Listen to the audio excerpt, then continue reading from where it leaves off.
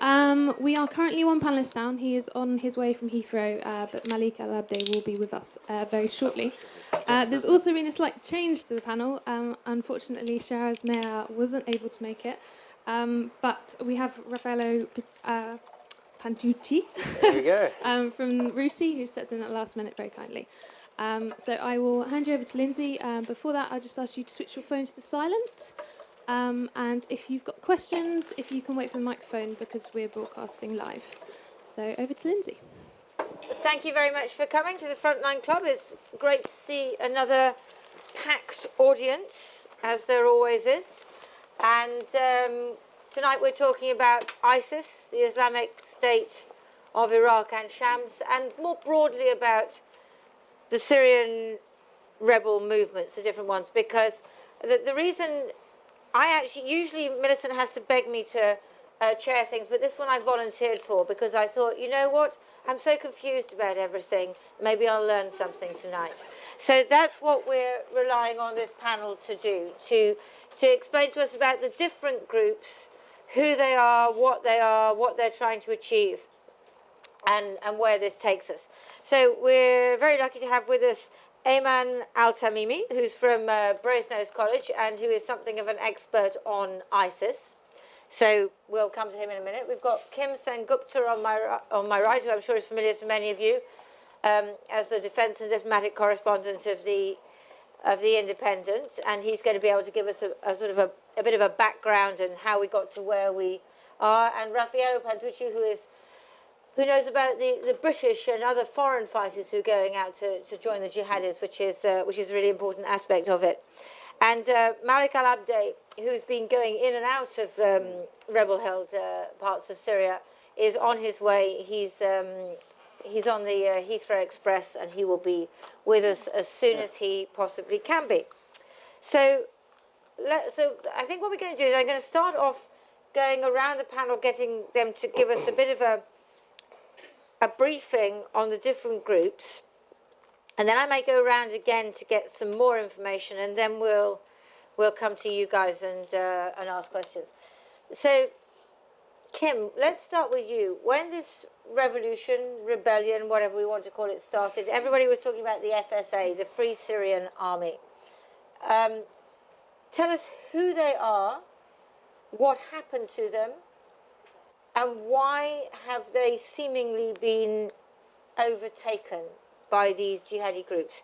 You have 7 minutes starting now. Take a second.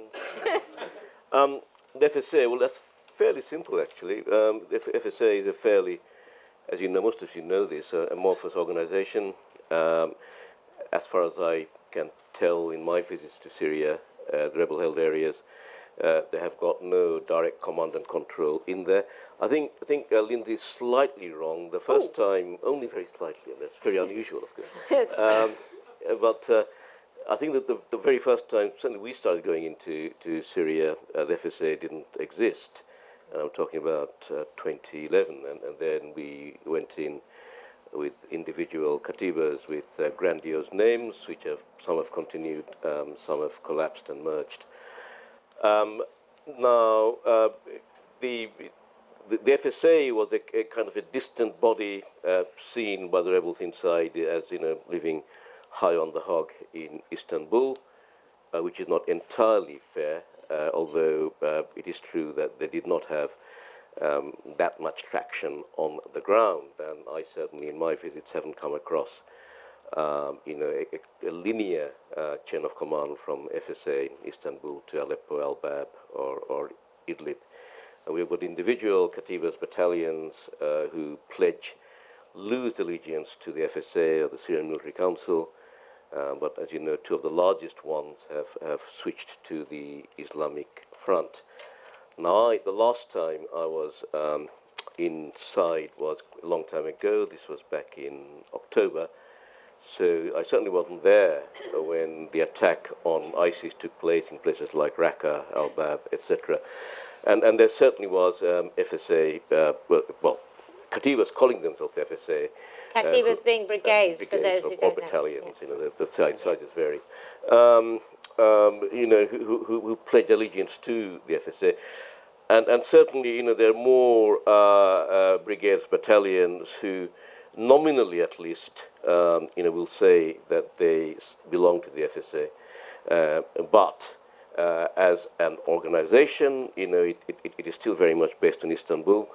It's got probably more influence than before, but not an awful lot on the ground. And sorry, very quickly, how it began.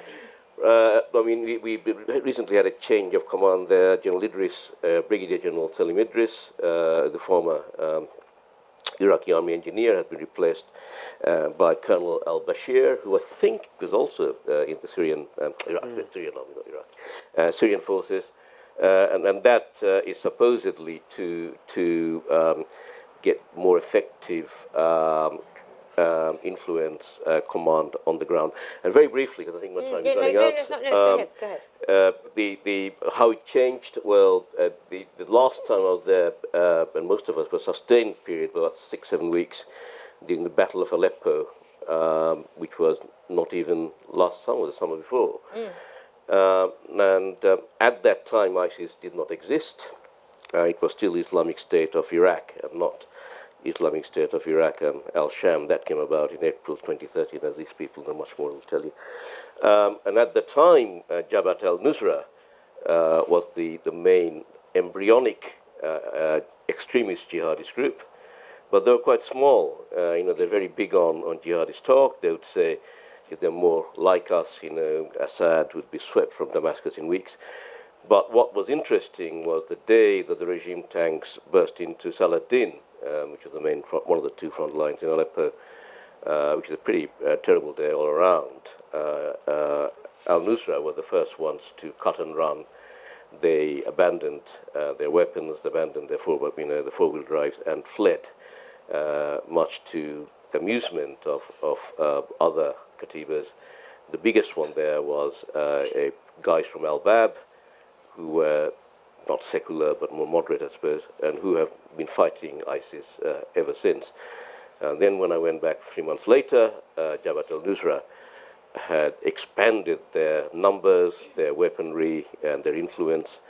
ISIS was still not particularly well known, but when I went back last time, I was quite staggered by ISIS influence. Last sentence, which was, I remember, in Saladin, Haji Mara, who since had died, who was a local commander, saying to myself and other journalists, well, you media go on about foreign fighters. Well, show me the foreign fighters here, Kim. Show me the Saudis, Yemenis, Pakistanis. Where are they? Well, they weren't. But if you go to Aleppo now, they're there, and they're ISIS. Okay, thank you. So let's just have a little recap. So you've got the Free Syrian Army, who were, is it fair to say that they were the first organised rebel group in the rebellion in Syria? I think they're the first umbrella group. First umbrella group for different, so they were uniting different rebels who were primarily, if we say secular, I know that everybody is a Muslim and everybody is fighting for Allah and so on, but are not what we would call jihadi. Is that correct?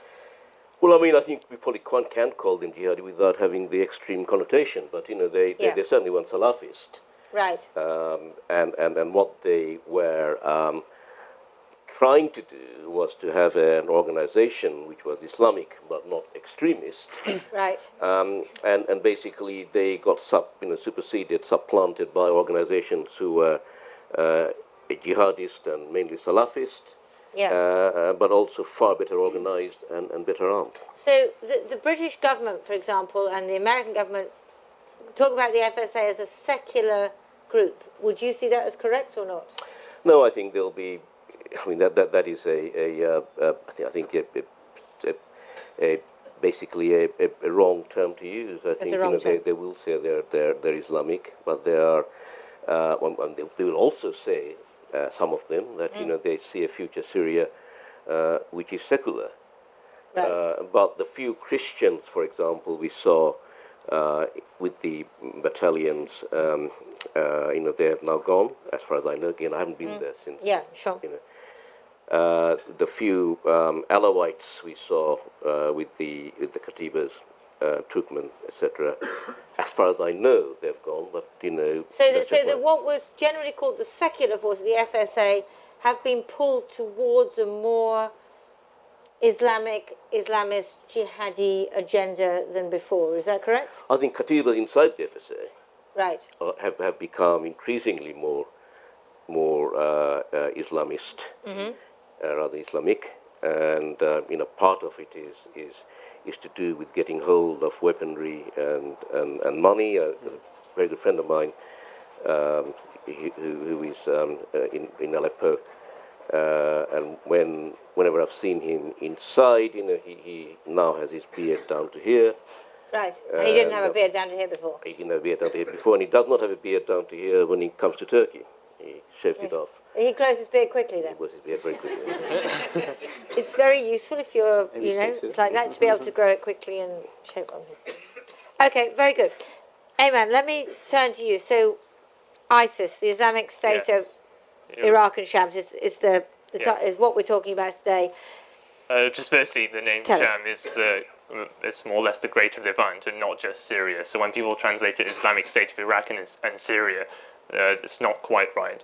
As Kim said, the main jihadist embryo in Syria was Jabhat al-Nusra, which means support front. Jabhat al-Nusra, the Ahl al-Sham, support front for the people of the Greater Levant.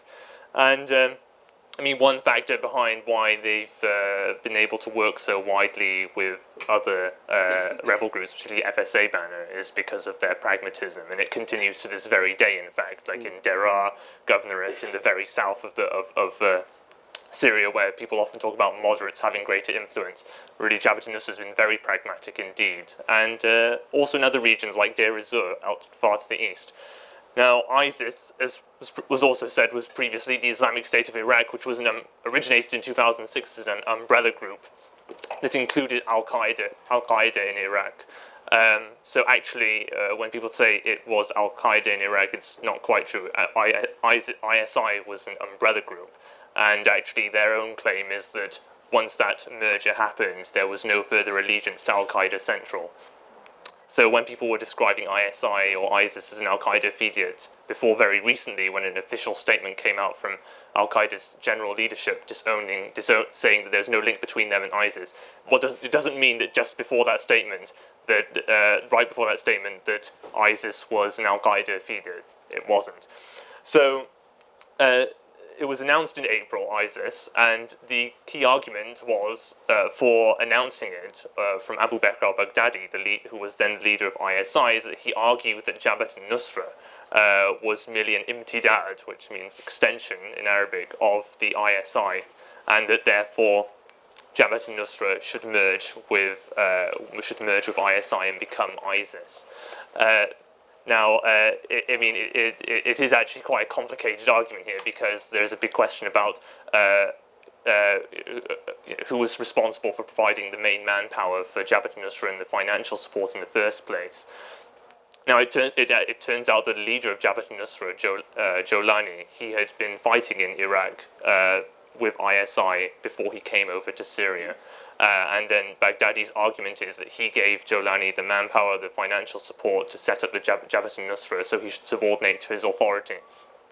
Then Jolani rejected that and said that he hadn't been consulted, and then he, quite cleverly, he gave a supposed renewal of his allegiance to al-Qaeda Central.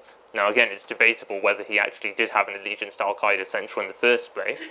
Nonetheless, he did that. It was a very clever move, because he knew that al-Qaeda Central would rule in his favor, that there should not be a merger between Jabhat al-Nusra and the Islamic State of Iraq. However, despite al-Qaeda Central's Aymenn al-Zawahiri's ruling that the two should keep separate and cooperate, Baghdadi refused that idea, and then ISIS's official spokesman, he gave a further clarification saying, we won't be bound by Sykes-Picot borders between Syria and Iraq. So on the ground, though, what happened was that a lot of Jabhat al-Nusra people accepted Baghdadi's argument, and then accordingly they switched over from Jabhat al-Nusra and declared themselves for ISIS. Particular places where they did this, especially in Raqqa province, which, as Kim was talking about, about the ISIS takeover, and which is now Raqqa province, all of it, pretty much all of it actually, apart from an area just west of the northern border with Turkey. All of it is now under ISIS, pretty much all of it is under ISIS control. So, as I say, in origin, these were people who declared from Jabhat al-Nusra to ISIS. Also, in many parts of Aleppo province as well, there were declarations from Jabhat al-Nusra, switches of allegiance from Jabhat al-Nusra to ISIS. And this is how ISIS, for example, eventually came to control northern Aleppo border places, like a town called Jarablus. What happened there initially was that once ISIS was announced, the people who were Jabhat al-Nusra in that town, they declared for ISIS. And then in June of last year, they subjugated the main FSA banner rival there, called the Family of Jadr, and they took over the border stronghold. And also, though, one other key aspect is people talk about foreign fighters within ISIS, and this is definitely true that ISIS, much more so than Jabhat al-Nusra, has attracted foreign fighters. Now, the reason for this is that although Jabhat al-Nusra and ISIS ultimately they share the same ideological program, ISIS emphasizes much more the goal of establishing a caliphate, which is an Islamic empire, beginning in Iraq and Syria, which then should not only encompass the entire Muslim world, but then the whole world, eventually, including London and such places. And I think this globalist, my view is that this globalist emphasis that ISIS does, in contrast to Jabhat al-Nusra, which does not, it does support the idea of a caliphate, but they don't openly emphasize it. To the extent you do hear it, it comes in unofficial video footage of people who say they're with Jabhat al-Nusra, and they talk about establishing the caliphate. But ISIS' official emphasis on it, and very strong emphasis on it, means that I think this is why it has appealed so much to foreign fighters. I think there's a misconception sometimes that foreign fighters have come because they're just simply outraged by the treatment of fellow Muslims in Syria, which no doubt there's some truth to that, but a lot of them have prior radical ideological backgrounds, and that's a good spur for them to come into Syria. So I talked about switches of allegiance to ISIS, and then one other key difference is ISIS, given its emphasis on establishing the caliphate and calling itself an Islamic state, is the emphasis they place on controlling territory, not merely fighting regime forces. So, and this is, given they see themselves as a state, they see themselves as the ones who should hold sole power at the expense of all other groups. So really, it's ultimately ISIS is not amenable to power sharing or to, in the long run, with other rebel groups. And what they've done in many places, just like Jarablus, for example, is they might have power sharing at first, and they might have an agreement of some kind, but eventually they find some kind of pretext to go to take over the locality. And this is what they were doing. That they've been doing ever since. So there's there were these border strongholds like Jarablus and so on, and then other places, and then they expanded out from these places elsewhere. So, for example, they moved into Azaz, which is another northern border stronghold in Aleppo. And what they did there was, because they have so much financial, so much financial resources, they can easily use that to give social services to people, and ostensibly outreach and win some local support at first. And then what they did the same thing in Azaz as they did in Jarablus. They found a pretext to move against their rival battalion there, which is another FSA grouping called Northern Storm, and they took over that town as well. Partly what facilitated the rise of ISIS, I think, was that other rebel groups for a long time were willing to work with or try to negotiate with ISIS, and this is particularly so of those groups that call themselves the Islamic Front, like Ahrar al-Sham and Liwat Tawheed, and they found common causes like. I'm going to slow down. Explain to people who are the Islamic Front. Who are Liwat Tawheed? Yeah, the Islamic Front are not FSA. They don't identify as FSA in any way, and they are mostly of a Salafist orientation. And it was a coalition formed in November 2013, but the constituent groups of it existed before that time. And they're backed by the Saudis? They're armed? Yes, they do get financial backing and support from Saudi Arabia and Qatar. But even then, though, they would try to resolve problems, any problems of ISIS, they try to resolve by negotiation or just work together against common enemies. So, for example, and this includes FSA banner people as well, like the Aleppo FSA Council played a key role in coordinating with ISIS in taking Manag Air Base in Aleppo in August. And at the time, the Aleppo FSA Council's leader, Colonel al-Qaeda, he said that my relations with ISIS are excellent and there's just a media intimidation campaign against them that tries to portray them as extremists. This was in an interview he gave with a rebel outlet. Eventually, though, by the end of last year, it had proven ISIS expansionism had proved too intolerable. The one key incident was that ISIS took over a town from Afrar al-Sham, which is part of the Islamic Front, and Afrar al-Sham tried to negotiate, and they sent someone to mediate, Abu Rayyan, who was a key figure in Afrar al-Sham, but ISIS tortured him to death. Why did they do that? Again, because they're not, it's just ideological in my view, that they're not amenable to negotiating. So they're not really, they're not interested in working with any of the rebel groups. Because what we've learned is there are all these different rebel groups. If you have a sliding scale, of, what should we call it? Westminster democracy over here, and jihadism up here. So let's start here in Syria. And there's a sliding scale, and ISIS is not willing to talk to anybody lower down on that sliding scale. Is that right? Yeah, ultimately they are intolerant of other people. Of anybody, even Nusra. Until recently, Nusra really was the last group to keep trying to mediate, and they've been doing so even in this current rebel infighting with ISIS, for example, in Idlib province and Aleppo province.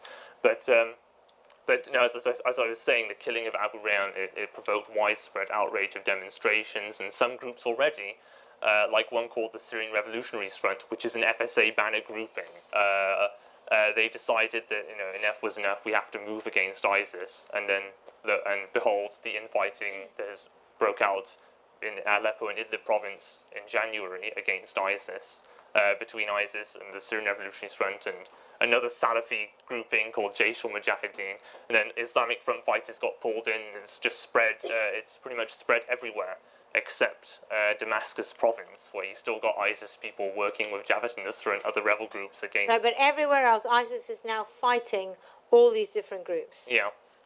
I'm going to ask you questions. Put me down to Iraq, because in this time that we've been talking about Syria, there has also been a takeover of Fallujah and Ramadi. You remember those places in Iraq that were held by al-Qaeda in Iraq back a few years ago and had gone over to the government side. But ISIS in recent months has taken those places as well. Not quite taken over. Explain then to us. What has happened? And they moved into both Ramadi and Fallujah, but they never quite got round to taking over the city. So those two cities. Currently, government forces control most of Ramadi again, and ISIS are in a few places, but it's reached a stalemate. But in Fallujah, that's still out of government hands, and what's happened is there's been an arrangement, there's a joint council, a military council, of various insurgent groups, and that includes ISIS. Now, as I said before, that ISIS in the long run are not amenable to power sharing. I'm doubtful about how long this can hold, but so far it is holding. And in fact, you find that some Iraqi insurgent groups, they have complaints about ISIS that are identical to what Syrian rebels say. So there is one group in Iraq called Ansar al-Islam, Jamaat Ansar al-Islam, group of Ansar al-Islam, which are a successor to an al-Qaeda affiliate called Ansar al-Islam. Yes. Yeah. They have the same ideology. They have the same ideology as ISIS, but they don't. They are enemies of ISIS, and they've clashed with each other multiple times. And one person supporting Jamaat Ansar al-Islam. But why? I was going to tell you. Pull me back. Yeah. Why? Well, why I was going to tell you. Yeah. So Jamaat Ansar al-Islam people tell me that, well, they are, although there are brothers ideologically, they don't. They consider themselves a state, so they don't consider themselves a faction like others, and they're heavy-handed towards us, and they try to seize a monopoly on the insurgency. So one supporter of Jamaat Ansar al-Islam from Mosul, he told me that ISIS has killed 40 members of Jamaat Ansar al-Islam in 2013 between April and December, and then they've been and they still continue infighting. Really, the complaint, the grievances of insurgent groups in Iraq, they mirror what Syrian rebel. In an idea, if ISIS were really pragmatic in an ideal situation, what they do is they work with people they'd work with people and power share with those who share their ideology. And you can find there are many groups that share ISIS's ideology about establishing a caliphate. In my own experience of talking to rebels of different factions, but ultimately they've decided they're not going to change, because if they do change, then they should change their name for starters. Explain one thing to me. A couple of weeks back, Aymenn al-Zawahiri, the leader of al-Qaeda, successor to Osama bin Laden, there was a cut-off between him and ISIS. Explain to us what that was about. So the official statement that I mentioned at the start about Al-Qaeda Central saying we have no link between ISIS and us because of the disobedience of Baghdadi to Zawahiri in refusing to disband ISIS. Now, I think Zawahiri, when he originally issued his directive to disband ISIS in last year, I think he felt that, given that Baghdadi had been a part of the original al-Qaeda in Iraq network, he thought maybe there was some ground that he might listen to me, and he might just possibly be pragmatic and accept that there should be a separation and cooperation. But no, he refused, and really I think that indicates that there's been a break for some time, and not just there's been a break sometime between Al-Qaeda Central and the Islamic State of Iraq, and then its subsequent Islamic State of Iraq and Sham. I think that the disobedience indicated the true break, and even if it was not explicitly said. And as I say, the ISIS narrative and their supporters and members, what they say is that we haven't had an allegiance to Al-Qaeda Central since we were formed in late 2006. And in fact, there is a statement from 2007 where Zawahiri says, "I'd like to clarify that there is no Al-Qaeda in Iraq anymore, but it joined, by God's preference, other jihadi groups in the Islamic State of Iraq." Okay, I'm going to stop you there. We are very lucky that the Heathrow Express is a very efficient way of moving around, and so Malik Al-Abdeh has joined us. Welcome very much. Are you rested? Have you had enough water? Yes. Okay, because I want to come to you actually before I come to Raffaello Pantucci, who's going to talk about foreign jihadis. What I'd like you to do, Malik, because I know you've been going in and out. You're a journalist as well as a researcher. You've been going in and out of northern Syria. What we're trying to do at the moment is just try and understand all these different groups, who they are, what they are, where they are, why they are. So Kim has talked a little bit about the FSA and how the rebellion started and what's happening with them. We've had some detail here about ISIS. Take it away. Thank you. For 7 minutes and 30 seconds. Okay. I'm going to really try to sort of simplify things. So we'd like that. Yeah. So the Syrian opposition, there are three very broad categories, in my opinion. There's what I call the white collars. These are the people who hang around in hotels in Istanbul and Cairo and Doha and these kind of places. They're the political opposition. Then there's what I call the blue collar revolutionaries. These are the sort of FSA, local tough guys who've just, got his cousins and extended family. They've set up some kind of brigade, and there's hundreds of them in Syria. And then there's the Islamists, obviously of different hues, with Muslim Brotherhood on the sort of more moderate side, all the way to ISIS on the other. And actually, Jaish al-Mujahideen is actually a Muslim Brotherhood outfit, controlled by the Muslim Brotherhood anyway. So that's my opinion. That's the sort of the three categories there are. And what's happening in Syria is simply the interaction of all three. So it's not actually true that the Syrian National Coalition doesn't have any influence on this side. It does, because many of their members have sort of a middleman role between whether the blue collars or the Islamists on one side, and international or regional backers on the other. They're the middlemen who strike the deals, who ensure certain aid, and military aid or humanitarian aid reaches certain groups on the ground. So they do have influence, and a number of influential Syrian National Council members were in Geneva, and they're negotiating, and they had the backing of certain groups. Not all of them, but some of them. But I would like to actually, I would like to say that given that there's probably more than 1,200 different groups, you know, all the way from bands of 20 or 30 men who usually make money out of extorting truck drivers at checkpoints. This is very common in Syria, or rebel-held Syria.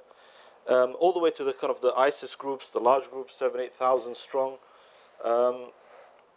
I don't think ideology is all that important, actually. And when you get into kind of the fabric of things and you go on the ground, and I was there actually last week in a town called Atarib, west of Aleppo, where the backlash against ISIS actually began. If you go to these places, you realize that actually this is all about money. It's about local power brokers. So how else to explain why Nusra and ISIS don't like each other? Well, you know, they're two gangs who don't get along. I mean, you'll find, you know, drug dealers fight each other, even though they both do the same thing. They're in the same trade. So it's about power. It's about money. And there's not enough. Syria isn't rich enough to sustain 1,200 different groups. So obviously they're going to come into competition with one another. Nusra and ISIS are at the moment having a go in Hasakeh. Hasakeh is oil-rich part of Syria. A lot of the fighting tends to be happening in Raqqa, where there's oil, Deir ez-Zor, where there's oil. I think ISIS are less, I mean, one of the reasons why they withdrew from large parts of Aleppo's countryside is because those parts don't actually have much natural resources. So yes, they maintain control over the border crossings because you can make money out of that, and you can control the aid that's going in. But really, the interior, there's not much money you can make there, except if you want to sort of extort factory owners and you know, businessmen. But most of those have actually already fled. So yeah, it's about money, it's about power, and you know, some groups have become extremely wealthy. I've written an article last year where I said, you know, a lot of these revolutionaries, when they began, they could barely afford to have motorbikes, and now they're driving BMW X5s. Well, there's one actually in particular who has actually a fleet of 5 X5s. So there's a large degree of warlordism in rebel-held parts of the country. Some FSA groups are more organized than others. For example, the Civilian Protection Commission, which actually doesn't get that much attention, but they're actually better organized than others. And the majority, I would say about 50 or 60% of the arms that goes into Syria goes via the CPC, the Civilian Protection Commission, which is Turkish-backed. They're the only ones who are allowed to import arms from Libya. And they're the ones who took the lead in the fight against ISIS to begin with, because they're the ones who formed Jaish al-Mujahideen, the Mujahideen army. So it's all rather complicated. When you go inside the country, you're never quite sure what the people at the checkpoints are going to say. I mean, this is the major fear. I don't know if any of you have seen the US drama The Wire, where there's, you know, corners, and the battle is over who controls what corner. Syria is like checkpoints. It's the same thing, but checkpoints. So it's all about who has the checkpoint entrances to the city, because that way you can extort people and make money, and you can have power, and you can kidnap people if you so wish. Syria at the moment is very much like the Wild West. I mean, if it's like the movies, a place where you might have multiple courts in the same city, depending on, you know, which court you fancy going to. So if you don't get the right judgment in one court, you go to another one.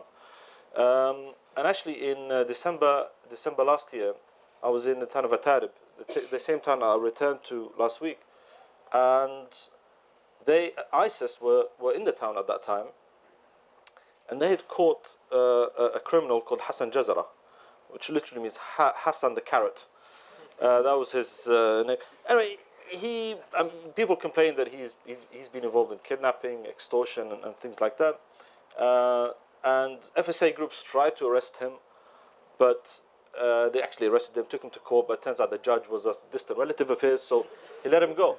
So people eventually turned to ISIS and they said, please just arrest this guy, because, you know, especially businessmen, because he was extorting businessmen. So ISIS eventually caught him, and it just so happened by accident that I happened to be in Atarib on the day of his execution. So we heard on the walkie-talkies that that he was due to be arrested and he was due to be executed. Him and 7 others of his gang, and it was very much like the Wild West. You know, when they catch a gang of, you know, cattle rustlers, whatever, and they string them up, and that's exactly what happened in Tarab. So people can say a lot of bad things about ISIS. Certainly, I don't think the majority of people support them, but they do bring order to the areas in which they control. And in many of the areas where they've withdrawn, the Hassan Jazaras and all these criminals have actually gone back and they've resumed their activities. So it's it's a mixed bag really. It's either you put up with Sharia justice, but at the same time have no criminals, or the other way around. Fortunately, that's the majority of people in rebel-held parts of the country. That's the choice that they face. Before we come on to Raffaello, let me ask a question about one of the things that people will often say, Syrians will often tell you, is that President Assad is in league with the Islamists and with ISIS. And the proof that they give is that they say that he allowed Islamists out of prison at the beginning of the rebellion. That's the first thing. The second is that his people are dealing in oil with them. And the third thing is that that the government forces only ever bomb the FSA-held areas and civilian areas and not ISIS-held areas. Those are the 3 things which will be put up to you as a Western journalist when you ask about this. From your experience, tell me what you think about that thesis. I don't know. I haven't seen any serious evidence to suggest that there's collusion between the regime and ISIS. Yeah. I think the ISIS phenomena is the natural product, or the end product of extreme Sunni identity, because there is no secular Sunni identity. So when if you're a Sunni and you feel threatened by a non-Sunni, be it a Christian, an Alawite, or a Shiite, the logical conclusion would be to end up like ISIS. So I think it's a natural progression. We saw the same dynamic in Iraq, and we saw the same dynamic in Syria. So I don't think there's necessarily direct collusion, although there may be a lot of circumstantial evidence to suggest that, but I don't think we can be. We can be. And one more question before we go: the Islamic Front. In December, the Islamic Front was founded. It was supposed to be pulling together a lot of different groups, seemingly with Saudi backing, and it would have in it the largest number of fighters. Tell me about the Islamic Front. What do you know about the Islamic Front? How important is it? How does it relate to the jihadi groups like ISIS and al-Nusra? How does it relate to the FSA? Okay, well, not a week passes, and we hear basically every week there's some announcement of some groups forming with one another. So I don't tend to take those announcements, generally speaking, very seriously. And if you look at on the ground, what it means on the ground doesn't mean very much. It's just you change your flag and that's it. With the Islamic Front, I mean, there was a lot of interest when it was formed. People thought this was going to be the game changer. I was skeptical back then, and because I knew there were serious differences within the factions, the main factions that make up the Islamic Front, which is Ahrar al-Sham, which is Qatari-backed, and you have Zarhan al-Lush, who has something called the Jaysh al-Islam, which is based in Damascus. He's Saudi-backed. So you got the Qatari-Saudi rivalry, which already has did huge damage in the political opposition. The white-collar opposition has already been riven with divisions because some people are getting paid by Qatar, some people are getting paid by Saudi Arabia. So the same thing is tearing apart the Islamic Front, and I think actually the Islamic Front is finished actually. Oh right, so you think that was just a flash in the pan? Yeah. I mean, it will continue to exist as a name, but in effect, they've already decided to go their own separate ways. With Suqur al-Sham doing this own deal with ISIS, they're a component of the Islamic Front, and yet they've gone ahead. That's the Saudi-backed ones. Well, it leans more towards Saudi Arabia than Ahrar al-Sham. Ahrar al-Sham actually, I would say about 20 to 30% of the fighters of Ahrar al-Sham are deeply sympathetic to ISIS, and they don't actually want to fight them. So you have a faction within the Islamic Front who are fighting against ISIS, and Ahrar al-Sham and Liwa al-Haq and others who are just saying, actually, we want nothing to do with this. I misled you at the beginning. I said that we were going to clarify everything. What I meant to say is we hope that you are more confused by the time you leave than when you came in, because if you are more confused, it means you've understood more. Right. Raffaello Pantucci from RUSI, the Royal United Services Institute, into this generalised mayhem, the foreign fighters. Tell us about them. Well, I think generalized mayhem is a very good way of putting it, and I think that's one of the things which maybe isn't so clear to individuals who seem to be going out there to fight, is I think they miss the point of how confusing a battlefield this really is, and how shifting it really is, and how these allegiances on the ground are changing almost daily. I've spoken to Malik about this a few times in the past year or so, and I think every time it's equally confusing and equally baffling about who's in charge and who's not and who's what. The whole division between ISIS and al-Qaeda and Jabhat al-Nusra and Ahrar al-Sham, whose leader says that he was also once upon a time part of al-Qaeda as well, is a big confusing. So it's just very baffling. But I mean, the foreign fighters who are going out there, I think, I mean, I would say my research in particular looks more at the ones who are coming from the West. However, these are a small component of the foreign fighters that are going to Syria. The overwhelming majority are, of course, drawn from elsewhere in the Arab world. We're seeing a lot of people coming from Libya, from Saudi Arabia, from Jordan, from other Arab countries. And I think I don't know what the absolute number is, and I think, frankly, any estimates we see are guesstimates at best. I don't think anyone really has any clear idea of how many foreigners are actually out there at any one given time, and I think that extends to the government here in the UK. I think the official estimate here in the UK at the moment is somewhere around 300 to 400. That's right. But I suspect that number is possibly much higher because I have no sense of how exactly they're reaching this number.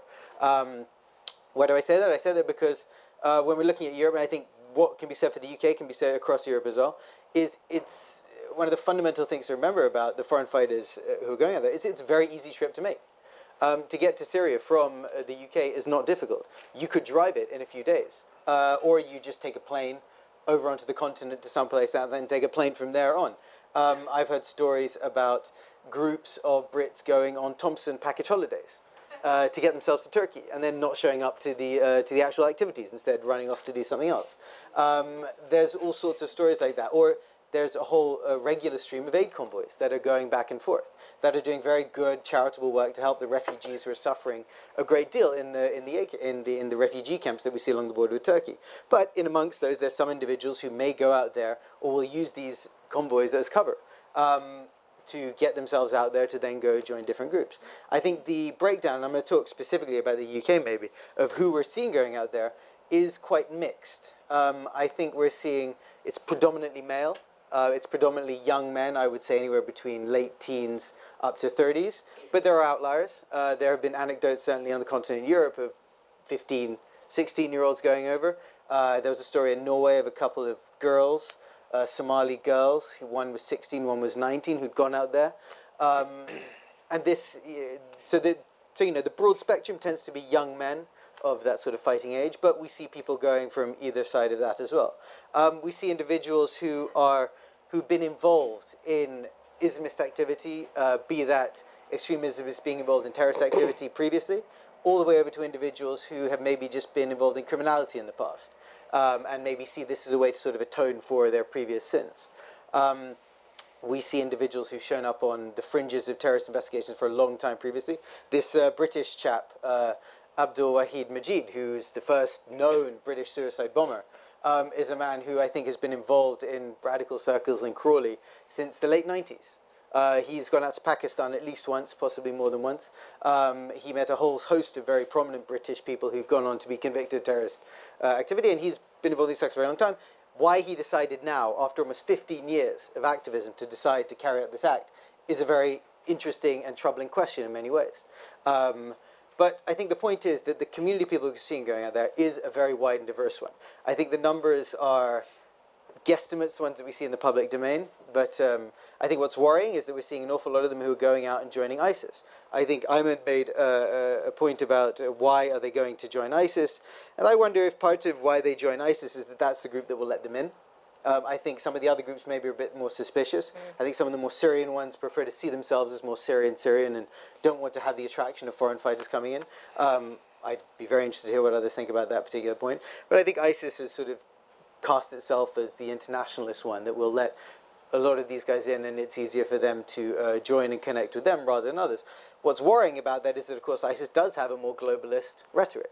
And so this is where I think the element comes into it of, I think a lot of these people who are going out there are not going out there because they want to become involved in terrorist activity and have any particular intention of coming back here to conduct some sort of terrorist attack. But I think what's worrying is that the groups they're joining and the people they will meet may have different plans and may have different ideas and may be able to persuade them to have these different ideas. We have seen this historically. If we look in the past at other battlefields that have these sorts of Salafi jihadi groups fighting on one side or another, they have all produced some sort of a threat back in the West. If we look back to Bosnia, we can see that there are groups in France, the Roubaix gang, who very famously launched a whole series of they were going to do armed robberies using heavy machine guns and RPGs. These were guys who had been out to Bosnia and fought in Bosnia for some time before. If we look back to Afghanistan, Pakistan, we can see the 7-7 guys went out originally to go participate in the fighting in Kashmir. They were then redirected towards Afghanistan and eventually were redirected towards launching an attack back here. And then if we look at Iraq, we can look at the case of Bilal Abdullah, the doctor who left 2 car bombs with his friend Kafil Ahmed outside the Tiger nightclub down on Haymarket, and then tried to drive VBID into Glasgow International Airport. He had been out to Iraq. He had connected with ISIS precursor, I forget what it was in those days. He had connected with them, he had done that. There's no evidence that he was directed by them to carry out his incident or attack back in the West.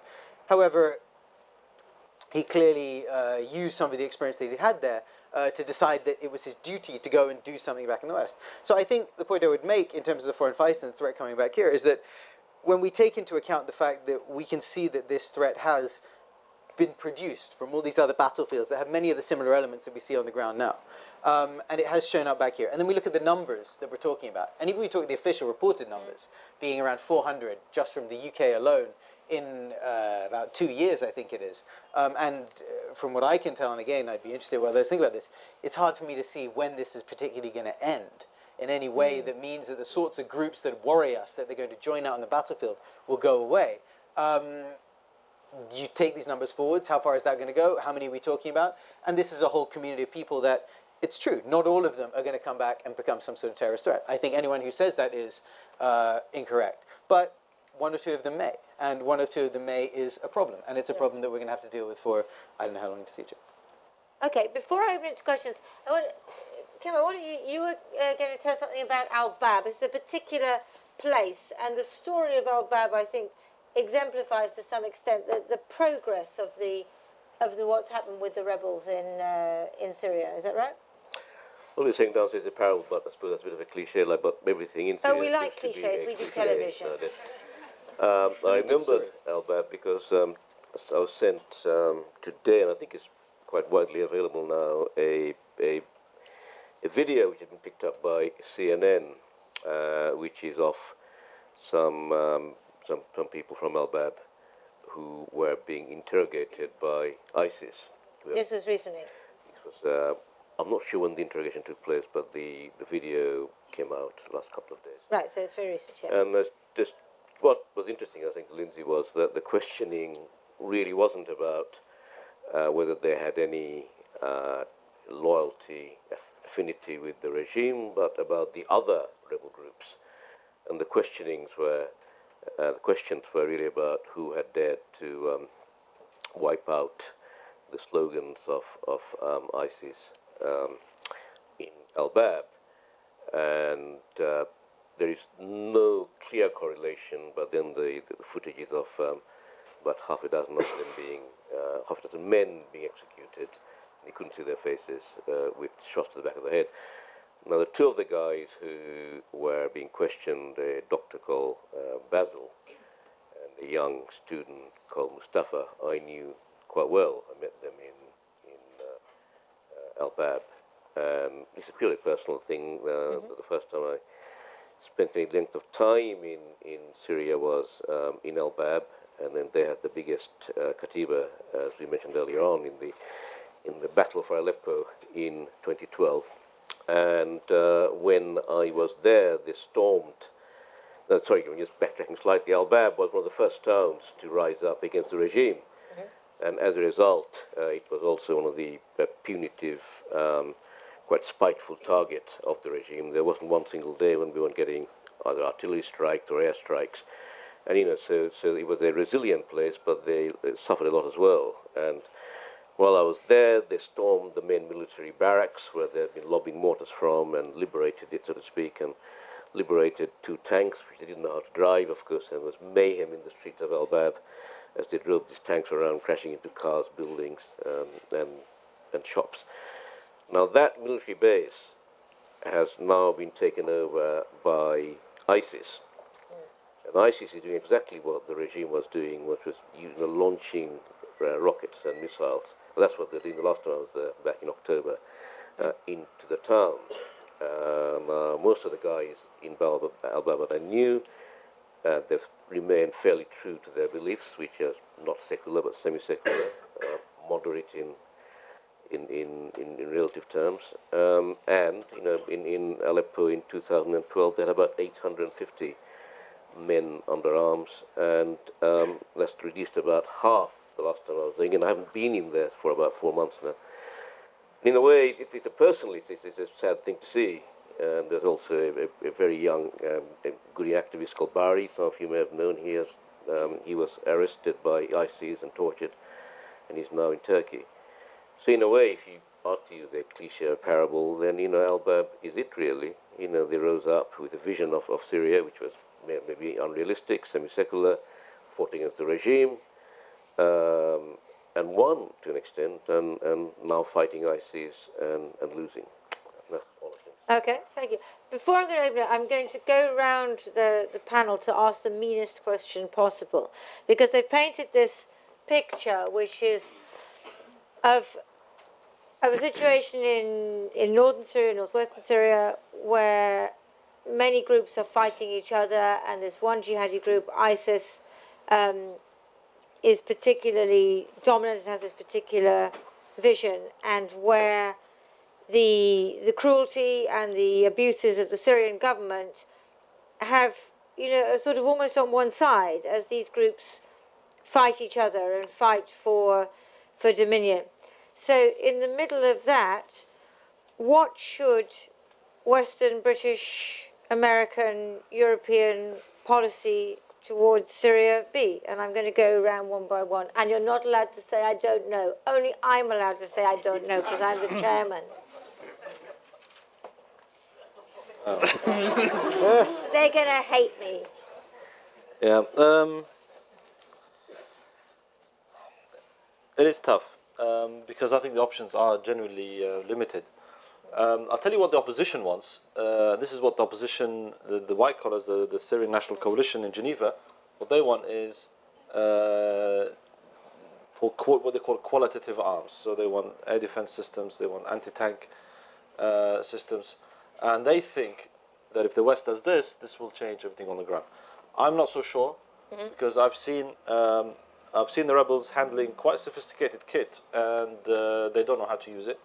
That's number one. The other issue is, and this was told to me by brigade commander in Idlib, he said, look, beforehand we used to storm army positions using pump-action rifles and just a few AKs, and we used to get the job done. Now, because there's so much weapons, that the fighters now say, they want mortar strikes, they want anti-tank missiles, take out all the armored vehicles first, they want heavy machine guns, they want X number of cars. So they've become, the morale has gone down. Yep. And now they're kind of more reliant on, rocket strikes or just hitting the enemy from afar.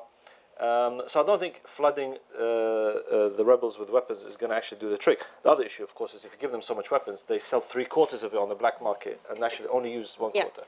So I think that option I don't think it's going to change much. Although, if the US wants to arm, I suppose that'd be a good thing.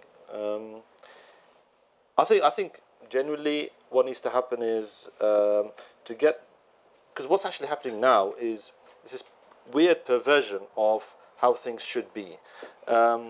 We've seen, like, for example, in Sinn Féin IRA.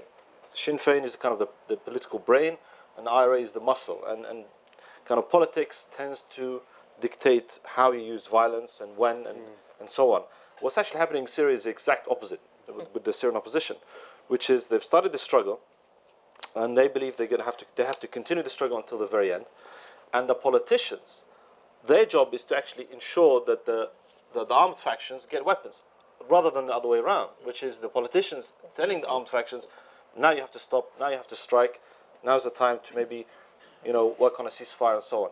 So if the West does anything, it has to encourage the opposition to have this sort of what I call rationalization of violence on the part of the opposition. I'm not saying they should lay down arms at all, but at least they should have they should use violence for a political objective, which is not actually happening right now. Okay, Aymenn, any thoughts?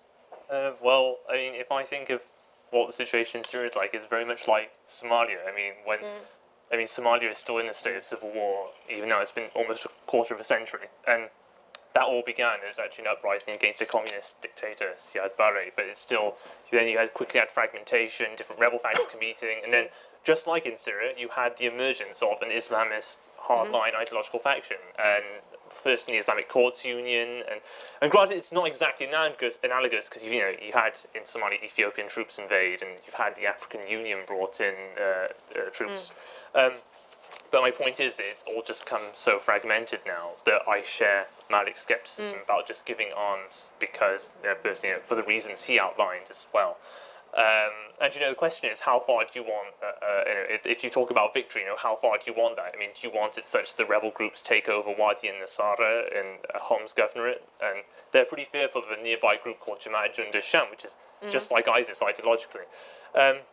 Do you want to take over Jebel al-Druze and Jebel al-Sheikh? These are Druze areas in southern Syria, and they've pretty much aligned themselves more and more with the regime. First, they set up militias in cooperation with the popular committees, and they've switched to the National Defence Force now, and the same things happened in Wadi and Nasara. Do you want to take over Latakia? I mean, is there any way that, say, someone like the Mifrak Oral, who's a Turkish ally, he leads the Syrian resistance, and I know him personally. Is he going to yield territory to the rebels? I mean, on the contrary, he believes in total victory for the Assad regime.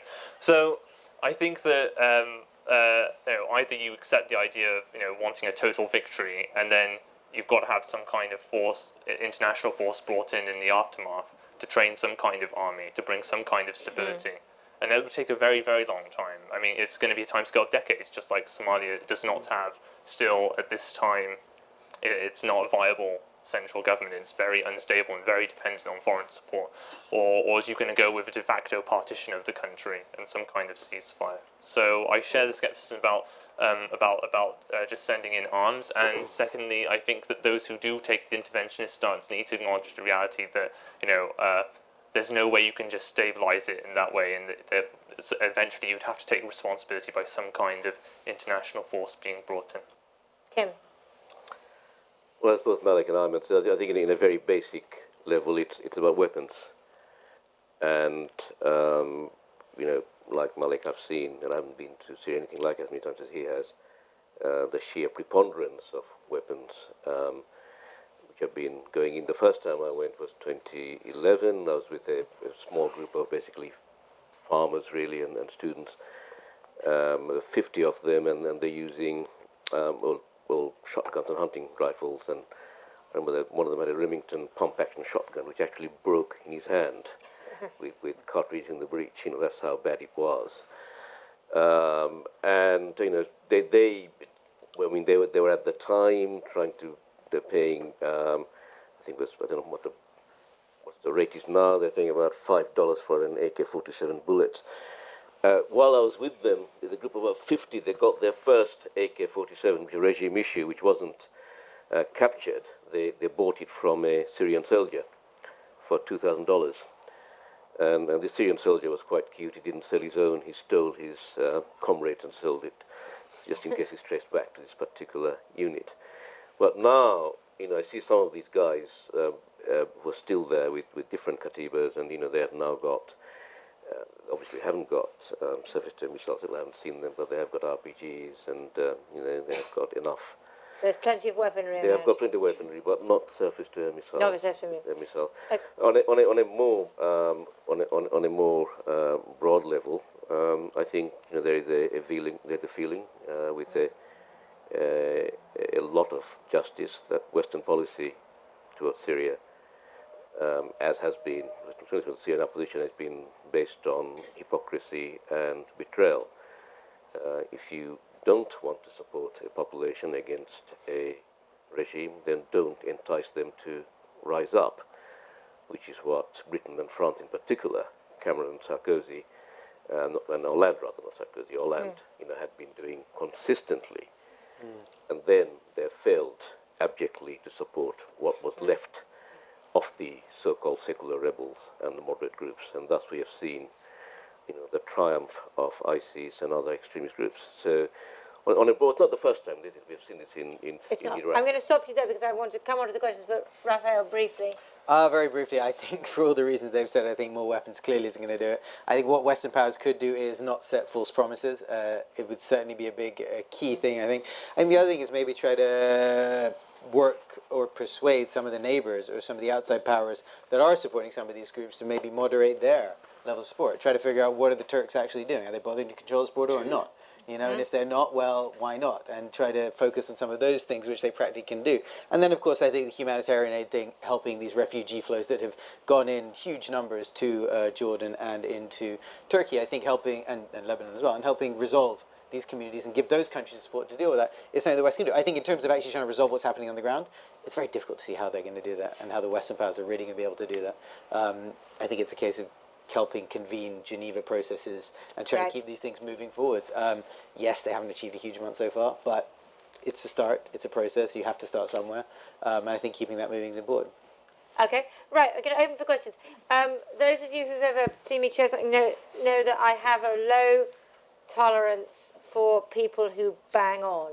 So, That's a technical term right there. Yeah, short questions or short statements.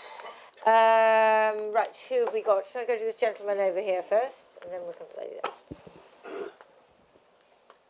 Firstly, thanks very much to the panel. That was absolutely fascinating, and certainly I think I've learned a lot because I am indeed more confused than when I came in. But my question is in relation to maybe a point Raffaello mentioned there at the very end for the first time in the whole discussion about Turkey. I mean, this is all happening on Turkey's doorstep. Could one of the panel maybe give us an indication of how is Turkey engaging with the situation? Let's put aside the humanitarian bit, but with these groups, how is Turkey engaging with it? Malik, can I take you on that, the role of Turkey? Well, I mean, were it not for Turkey, there wouldn't be a revolution in the north. Simple as that. Turkey is well. First of all, it's a place for rest and recuperation for rebels.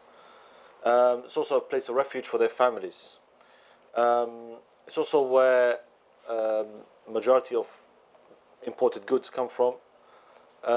So if you go to Bab al-Hawa, which is now the only border crossing from Turkey to Syria, which isn't ISIS controlled, and I gave up actually counting how many lorries there were. Probably about 2 kilometers, just one lorry after another, waiting to go in. And of course, the rebels have decided they're going to charge $150 for each truck that's going to go in. Nice. BMWs. Yeah, so Turkey is absolutely essential. Of course, also Turkey is also liaises very closely with rebel commanders, both FSA and the Islamists, i.e. the blue collars and the Islamists. The Islamic Front, they have an office in Ankara. They have like a political representation in Turkey, which is sort of a de facto recognition of some of these groups, particularly Harar al-Sham, which has cordial relations with the Turks. And actually, in fact, its top cleric is a Turkish national, although he's a Syrian, but he's married to a Turkish lady, and he carries a Turkish nationality. The Turks are also very closely linked with the Turkoman population inside Syria, so they feel very passionate about the Turkomans, even though they're a very small minority. Nevertheless, and they're kind of semi-Arabized in many cases. So Abdul al-Saleh, who was this Tawheed commander who was killed a few months ago, his father, I think, mother was a Turkman. So what are the Turks trying to achieve?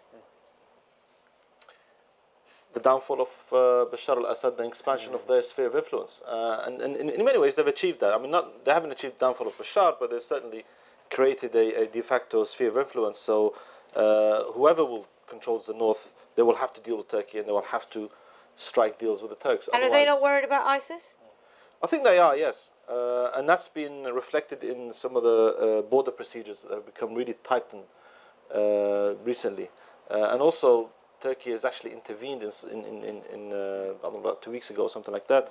There was a battle between rebels and ISIS in a place called Al-Ra'i, and actually the Turkish military fired on a convoy of ISIS. So They did it. yeah, That's so they've actually intervened when they felt they had to. Okay, very interesting. Let's just take a few more questions. Here we go. This lady in the front I had said before, and then the lady there. At the time of the Iran-Iraq war, Henry Kissinger was asked why America was giving arms to both sides. He explained that it was in the West's interest to fan the enmity between Sunni and Shia. Are we simply continuing to do that? Mm-hmm. Who wants to take that one? Kim, do you want to take that one? No, I don't think it's quite as Machiavellian as that. I don't think, it's reached Kissinger level of cynicism yet. I just think the West policy towards Syria is there is no grand plan, there is no plan A, B, or C. So I think they're just stumbling along. And I think the Shia-Sunni strife would have happened anyway, to a certain extent, after the Arab Spring, and it will continue to happen. But I don't, in my view, I do not think there is a sort of infernal Western plan. Raphael, did you want to come in on that? I was just going to say, I think that there was a moment where the West could actually do something to affect a difference. I think that moment's passed quite a long time ago, and I don't know what, there is a huge amount that they could actually control out of this situation anymore. So I think this sense of we're just watching it burn just to watch it burn because it suffers, I don't think that's true. I think it's a case of, what can we do? What levers do we have to affect change in this situation? Okay, lady there's got the microphone, I think. Hi, I'm just wondering exactly, I'm trying to understand some more nuanced information about ISIS and understanding at the moment just what percentage, in your opinion, of ISIS fighters are from Saudi and Yemen, and who are the Syrian men who are joining ISIS and why? And third of all, what has been the response of Syrians in Raqqa and in other towns to the arrival of ISIS? Aymenn, that one's for you, I think. So I'm quite skeptical of using percentages, but I actually think ISIS overall is majority Syrian. But that's not. But that I add as a caveat that foreigners play a very disproportionate role in the organisation. So when ISIS was first set up, when ISIS was first announced, and so on, and you had ISIS in various offensives against the regime. A large number of their reported martyrdoms were foreigners, particularly Saudis, although I have to say as well that there are separate foreign fighter formations that share ISIS's ideology, but they're independent of ISIS because they've had problems with, they have reservations about the Nusra ISIS disputes. There's one called the Green Battalion in Damascus province, which was founded by Saudis, and there's another one called Sukur al-Iz in Latakia province, which is again Saudi founded and led, and it's again independent, although that predates the ISIS, the announcement of ISIS. So foreigners play clearly a disproportionate role, but I still say it's overall majority Syrian, and the reason for that as well is that ISIS, as I say, it considers itself a state as well, and there's activist and service networks that come with it. So, for example, in Aleppo, before this infighting broke out, they had a big service network in Aleppo called the Islamic Administration for General Services, and that was basically an ISIS front group run and managed by Syrians. And I think part of the reason why ISIS can attract Syrians is because they have so much money. Their main sources of financial backing, they get some private donors in the Gulf. They get, but a lot of money comes from extortion and criminal networks in northwestern Iraq, particularly Mosul, where they are the mafia, and most businesses pay money every month to ISIS. So the Ansar, which is the name ISIS used for their native Syrian supporters and members, I think they're in the overall majority, and over time they've come to play more of a role in the fighting. And particularly in the suicide operations, which are ISIS's big thing. So, for example, when ISIS retook Jarablus in this infighting, they lost it briefly, and then they retook it. They used a local Syrian from the town to carry out a suicide bombing that supposedly killed at least 24 people. In terms of the reception, I think that probably there was some initial welcome for ISIS from some quarters. I don't think they would have been able to establish themselves if no one liked them from the beginning. And that was both true on the rebel level and at the local civilian level. And Malik, for example, earlier gave the example of ISIS bringing order against criminal gangs. For example, he gave the example of Hassan Jazra. He led a group called Ghuraba al-Sham, and if you see the execution video, they're all cheering really loudly as these men are being shot by ISIS. And then there's also another one called Liwa Shuhada al-Badr, which is again another Aleppo-based grouping, gained a reputation for warlordism and criminality. ISIS came initially, people welcomed ISIS for chasing them out. But I think eventually there is some realization. I mean, some just genuinely they come to support ISIS ideologically. ISIS making a big deal of reaching out to Syrian children because they want to perpetuate their existence in Syria. I think, though, that a lot of people also they become alienated by ISIS's heavy-handedness, and ultimately, as I say, that they're not amenable to things like power sharing in the long run. So you think, and so do you think that they are? Because do you think we've seen the high watermark, and now with all this fighting and with their lack of popularity, as you've explained, do you think that they are on the decline, or do you think that they're still on the rise? I actually think what's happened is that the overall is actually the same outcome as the wider Kurdish YPG rebel conflict. Actually, each side consolidates its own positions. So ISIS is particularly strong in Raqqa and Hasaka governorates, and also in this northeastern Aleppo governorate. And this is where they've consolidated themselves and really. In contrast, actually, in Deir ez-Zor, somewhat counterintuitively, Nusra, I think, had stronger influence in ISIS. So you've seen that ISIS, suffered big setbacks there, and they suffered big setbacks in Idlib, where they really had very few strongholds. They had Adana, which was on the border, but most areas they were just one of many factions, and they might have a base in the town or have their own Sharia court, but they weren't the only faction there. And, I think over time, maybe eventually, if ISIS had played their hand better, they might have been able to take over those localities, but. Because they were so thinly spread out in Idlib in particular, I think that led to them pretty much being driven out of the province. So, as I say, I think each side has consolidated its own positions where you would expect. So you could have like a stalemate now? I think it is turning into an overall stalemate, yeah. Okay, good more questions. Yes, Potkin and then the gentleman at the back, and then I'll come to you. How effective have the Iranian troops in Syria, or the Iranian-backed troops that the Mudafi'in Haram, the defenders of the Holy Zainab tomb, have been in fighting the opposition to Bashar? Who wants to take that one? Do you want to take that one? The Iranians? Yeah, the rebels I've spoken to, they said, we're used to fighting the regime soldiers. The regime soldiers usually, if there's a strong attack on their position, they usually just flee. So when they had to face Hezbollah, allegedly Iranian fighters, but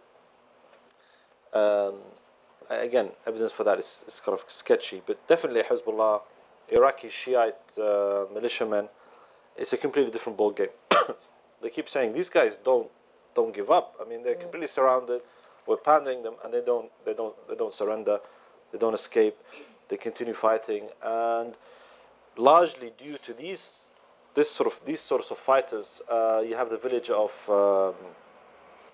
Nubbul, Zahra. This is in Aleppo. These are Shiite villages in an ocean of Sunni villages, and yet they've been able to hold their own for so long because there are Hezbollah fighters in there, and they've secured the area very well. In addition, also the Kurds provide food and water and so on. So there isn't a complete siege, because on one side there's a series of Kurdish villages close enough in order for them to provide them with supplies. So, but generally speaking, yes, they have created a change in the battlefield, and I don't think the rebels were ready for them. The rebels had really become really quite complacent about, just had to fire a few shots, and the regime would just run. But I don't think that's the case anymore. Okay. Right, there was a gentleman in the back, and then I was going to come to the gentleman here. The economics of killing, as ever, the arms industry is going to pretty much win in this. The longer it carries on, that's quite clear. That tends to be, again, Western governments or Western arms dealers that gain. That's one concern that I have, and what's the ethical and moral stance that we have in the West on that. The second issue is really the economics of Saudi Arabia and the links that Saudis might have with ISIS or Qatar. It's clear that Saudis are owning up to funding certain organizations, but who's funding ISIS? Okay. Should we split that question in two? Kim, and then I'll come to you definitely on the Saudi funding. Are Western arms dealers and arms companies making lots of money out of this, or is it lower tech than that? Well, I mean, there have been huge shipments which have come, in fact, from former Warsaw Pact countries. You know, there were Jordanian air freighters who lifted a lot of arms from Croatia, Polish, Croatian, former Yugoslav army stuff to Syria. So I think it's not just Western arms dealers. I think all arms dealers are making money, but that sadly is what happens in wars. Yeah, tell us a bit more about the arming and funding of ISIS. I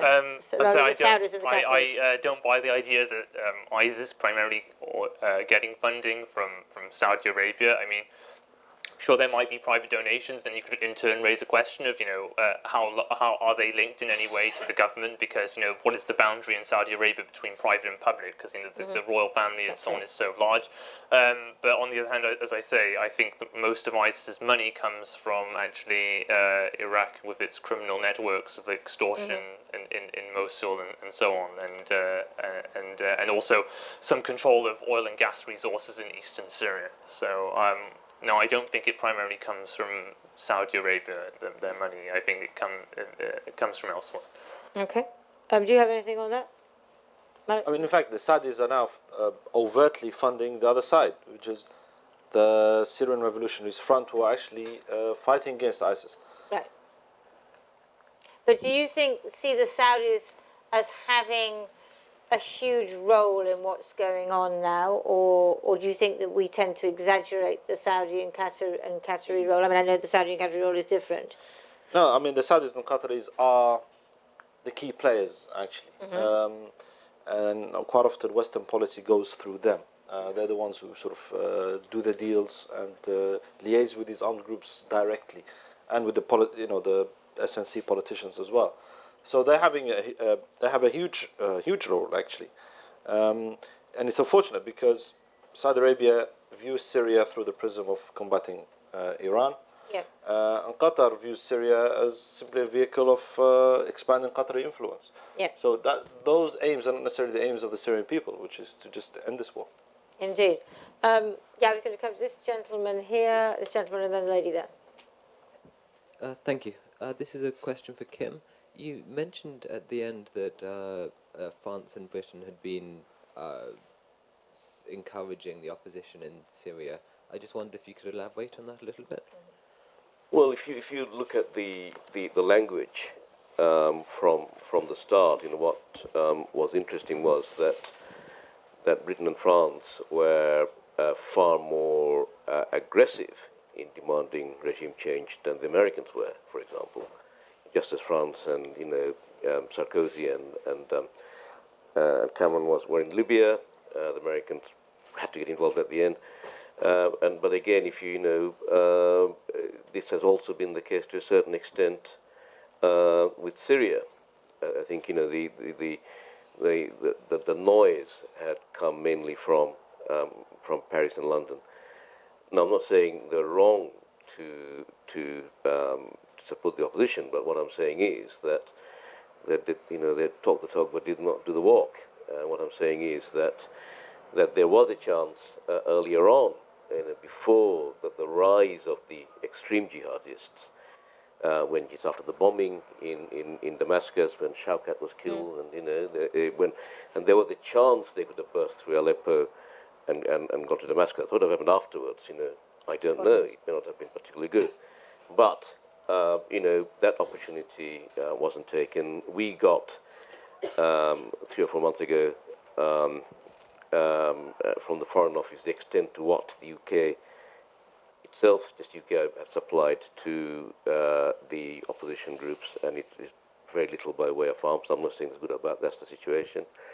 The French have sent more arms illicitly, as they did in Libya, in airlifting arms. But basically, we're saying, Lindsey and I've seen it in Iraq, you entice rice, entice people to rise up and then don't help them. That's what happened with the Shias in southern Iraq. So that's the only point I was making. Okay, gentleman there.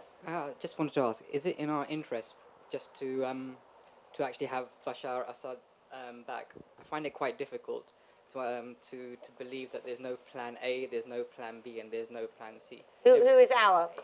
As in, like, you know, the UK, America, Yep. the Western side. So because every country will have a plan, and it just appears that we wouldn't want to get involved with the Iranians or the Russians. And it's just too complicated. So what we just do is we give certain amounts of money to make ourselves feel good. The Saudis do the same, the Qataris do the same, and we just kind of let these guys thrash it out. And at the end of the day, it's just going to be Bashar al-Assad that's going to realistically probably take ownership, and then he'll have a democratic government. That will? Well, something like that, you know. But just to, you know, or maybe not. But at the end of the day, are you trying to say that? It's the question really that is it in the Western interest to retain Bashar al-Assad in power? That's well, is our real policy? Is that the real policy? Is that the underlying policy? Raffaello, what do you think about that? Do you think that is the underlying Western No, policy? I don't think so. I also don't think that I don't see how Bashar al-Assad is ever going to take over the whole country again.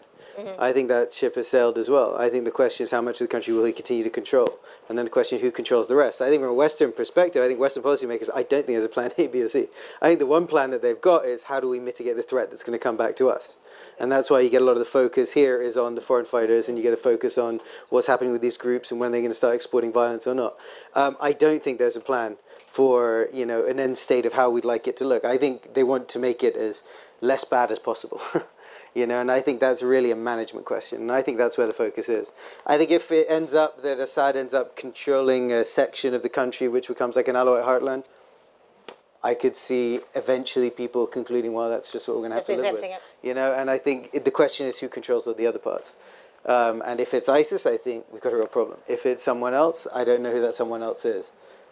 But I don't know. I'm pretty negative on that. Okay, very good. We're going to take the lady there and the gentleman here, and then that's going to be it. So let's take the lady there.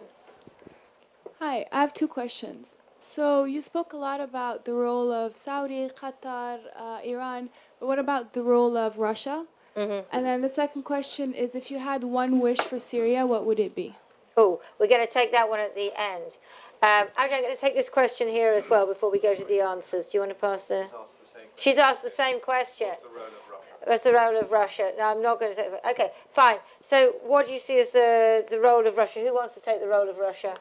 Anybody want to take the role of Russia? I think, Kim, you're a diplomatic correspondent. You must understand about the role of Russia. I think you'll hear from American, British and French diplomats, as we have done, that Russia is now intrinsically essential to achieve any kind of a peace deal. Montreux, Geneva wouldn't have happened without the Russians. Assad wouldn't have given up his chemical weapons without the Russians.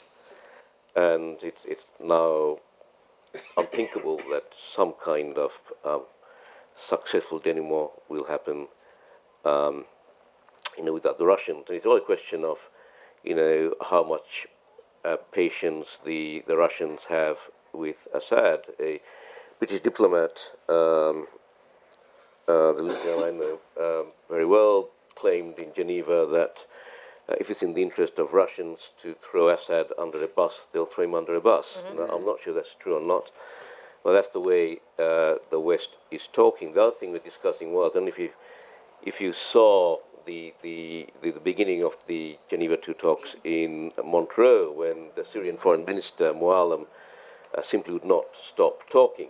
He just went on, ignoring Ban Ki-moon.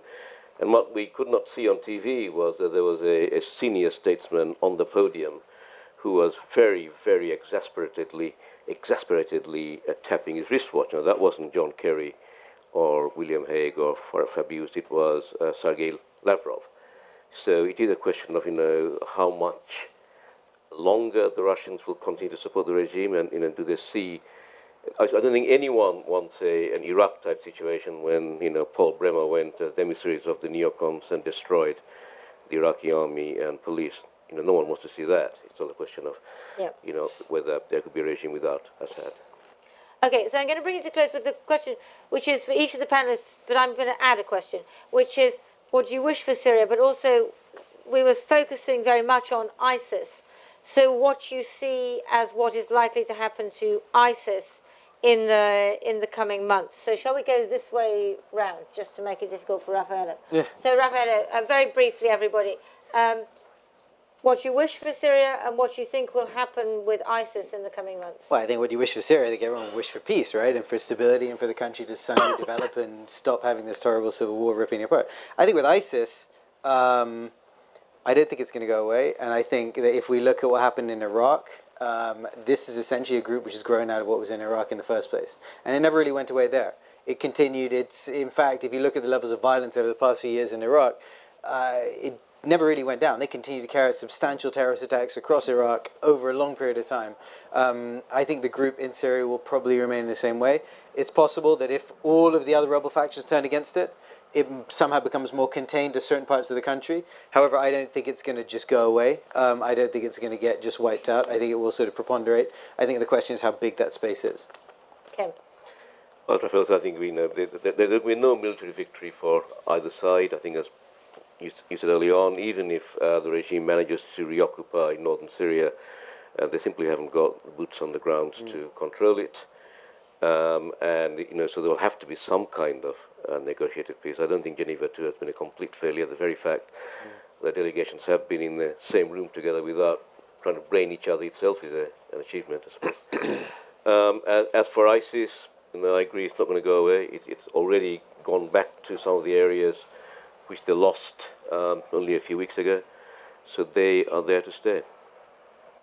Well, I think realistically, then the hope is just some kind of peace agreement, and I think probably some kind of de facto partition is most likely. So, no point in having overtly idealistic wishes that aren't going to happen anytime soon. Although I'd like for my distant relatives to be able to return home to Deir ez-Zor province, because they all became internally displaced. But but as for ISIS, I don't think, as I agree with the previous two, that it's not going to go away anytime soon, and they know how to perpetuate themselves through outreach to children. I think they can have a more and more Syrian component over time, and it might be that over the years it evolves into almost an entirely Syrian organization, just like ISI in Iraq became almost entirely Iraqi. Malik, how do you see it? Yeah, ISIS will remain. I think they will try to strengthen their control over economic assets. So they're not bothered with the villages that only have like olive groves. They're interested in oil fields, border crossings, and grain silos, essentially. And you don't need that many men to control those kind of resources. With regards to my wish, actually, I don't think Syria will be partitioned. What I would like to see is some sort of a decentralized federal republic where power isn't centralized in the hands of a president or a party. There's a sort of a diffusion of power, a devolution of power to the provincial level. That might happen, but if the regime continues to make advances like it's been doing in the last 3 or 4 months, I expect the next 6 months the regime probably will take Aleppo, probably less than that actually, and that'll be the end of the revolution. I mean, if the regime takes Aleppo, it's game over for the opposition, I think. Is it? I think so. Because the country, you'll have an eastern half, which is basically ISIS, Jabhat al-Nusra, these guys, but these areas aren't very important. You have Idlib to the west. Again, it's a place where the largest export is olives, but that's about it. And that's basically. And people in Damascus, the opposition in Damascus, is actually giving up. I mean, it's in the last few weeks there've been ceasefires. Basically, almost every day there's a ceasefire in one neighborhood or another in the sort of the belt around in the southern and eastern half of. So all that area around Tadaman and Spene. But the south especially, because they've been worst hit. Mm-hmm. And I was supposed to be ending it, but I have to ask him a question because we've got him here. And so ISIS, do you see ISIS then as using this sort of ungoverned or less governed space of Syria as a launching pad for the rest of the Middle East, or do you see them as becoming more concentrated on Syria? Because you were saying that so many of them really are Syrian, and that to some extent that the international aspect of it is slightly exaggerated. How do you see that, Malik? I don't know. I still believe that ISIS is essentially an extension of the Iraqi branch. The Iraqi branch remains sort of the mothership, and if they ever get kicked out of Syria, they'll just go back to Iraq. So, and also, I mean, they've thoroughly penetrated the tribes in that part of Syria, eastern part of Syria. So what you find is a tribe will try to have at least 2 or 3 of its prominent members in ISIS, and 2 or 3 in Jabhat al-Nusra as well. So that way they're hedging their bets. So majority of the tribes in these areas, that's actually what they're doing, because they want to preserve their interests. They want to have a stake in the oil as well. So ISIS has penetrated society, especially in the east. Okay, excellent. Well, that was extremely informative. I sort of went through I started off getting a bit clearer, then I got totally confused, and then I got a little bit clearer towards the end. So I hope, thanks to the knowledge of our panel, so I hope that the same happened to you as well, and that you have got some clarity in what is an extremely complex and difficult situation to understand. So thank you very much indeed, and time for a drink, isn't it? Yeah. Thank you very much. It was really, I learned